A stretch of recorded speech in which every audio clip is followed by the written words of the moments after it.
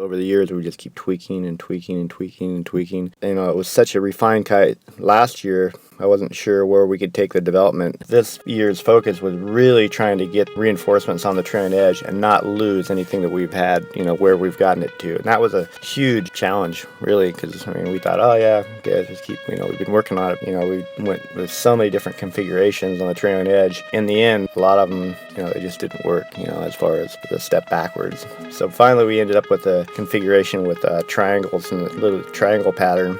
Really focuses on where the wear is in the kite, but also help the kite still breathe and not have a heavy feeling at the bar. We finally achieved that goal, and it was kind of a long time coming, but it wasn't an easy solution. If you look at the kite with this pattern, they're very unique to how they work. You know, after working on the trailing edge, we also worked on the bridles quite a bit. We'd have new pulleys that really tightened up the feel at the bar, made the kite more precise and gave the kite a great feel. So in combination with the leech and the pulleys, we actually made a little gain forward, I feel, in overall performance, which was really pretty special.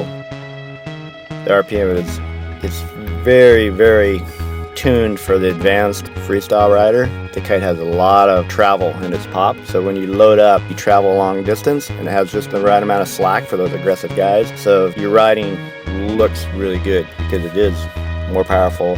You travel further, you land hotter, cleaner. That's kind of the magic in the RPM. But the other side of the coin is it's fairly forgiving and easy for the intermediate beginner to ride. So the water relaunch is great. It's got great habit as far as, you know, stability. Beginner can get on this kite and start growing into it, or an intermediate can get it and grow into it. But it's not just so tuned up that beginner intermediate, you know, has problems flying the kite.